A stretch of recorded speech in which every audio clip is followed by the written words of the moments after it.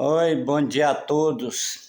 Eu quero fazer leitura da palavra de Deus nesta manhã. Vou ler o que se encontra em Primeiras Crônicas, livro de Primeira Crônicas, capítulo 28. Vou ler o 7 e o 9 para falar o que eu quero falar. Versículo 7. Estabelecerei o seu reino para sempre.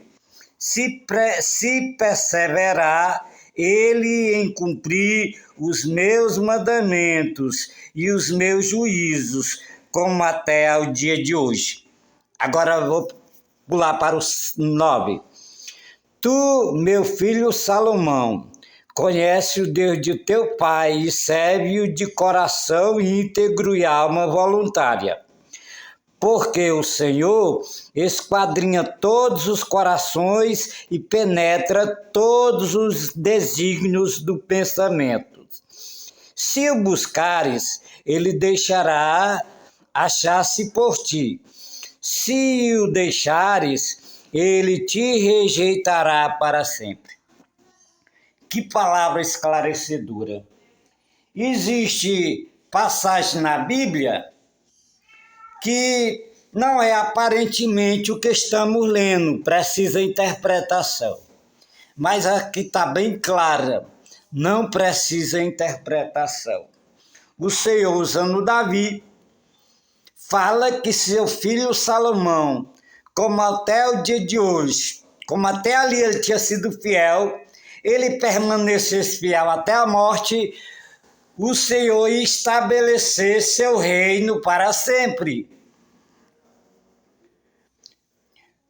E se ele, aqui no versículo 9, o Senhor diz que se ele avisa para Salomão, que se ele deixasse, o Senhor rejeitaria para sempre. Salomão, um homem que Deus encheu de sabedoria para ele reinar sobre o povo de Israel. Nunca houve um homem tão sábio como Salomão. Mas a verdadeira sabedoria, que não é por ter um conhecimento, mas por temer ao Criador, ele não guardou até a sua morte. Ele traiu o Criador. Morreu na idolatria. Ficou o livro aí escrito para nós porque foi Deus usando ele. Não veio dele, da mente dele, da sua sabedoria humana, mas do próprio Criador, está aí de aula para nós. Mas o que aconteceu, torna a dizer, ele na sua velhice levantou altares a outros deuses, não derribou esses altares, ele morreu e os altares ficaram aí. Morreu na idolatria.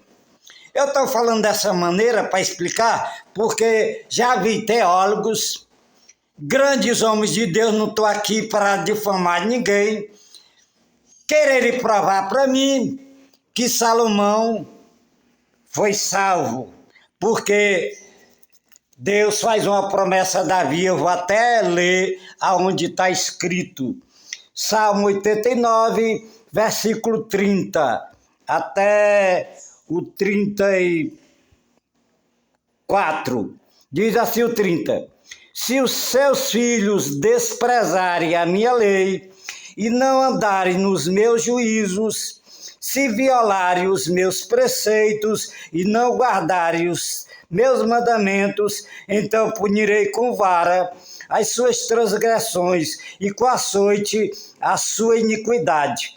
Mas jamais retirarei a minha bondade, nem desmentirei a minha fidelidade.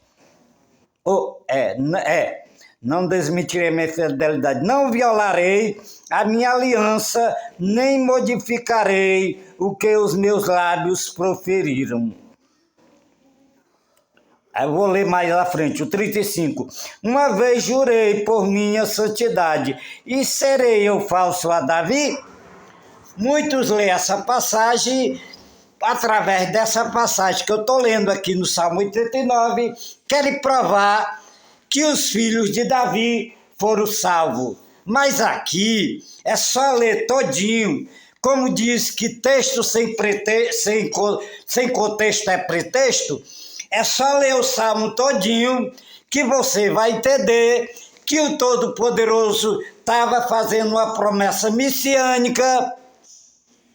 O Senhor jamais estava prometendo salvar alguém que morre na idolatria, jamais estava prometendo salvar ninguém que morre perseguindo o Pai para tomar o reino, para matá-lo. Deus jamais estava prometendo salvar alguém que estrupa a própria irmã. Não, não era isso que o Senhor estava fazendo. Uma promessa messiânica. E Deus, até quando Salomão caiu, Deus até enviou adversários para punir Salomão, para ele se arrepender. Mas ele não se arrependeu, ele morreu na idolatria. Prova é que o Senhor não confirmou o reino dele para sempre, como confirmou o de Davi. Davi pecou duramente, mas ele se arrependeu também profundamente e o Senhor confirmou o seu reino para sempre.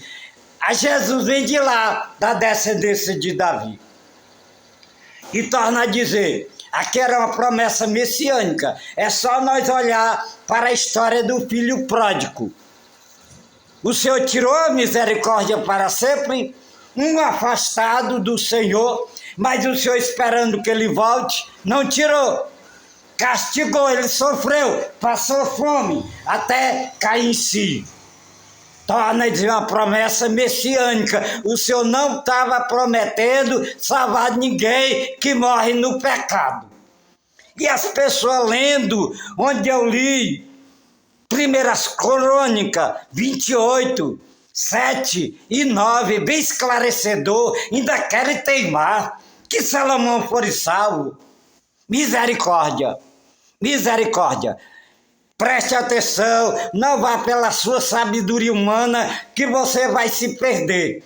Você e eu, se formos pelo conhecimento, nosso próprio conhecimento, nós vamos se perder.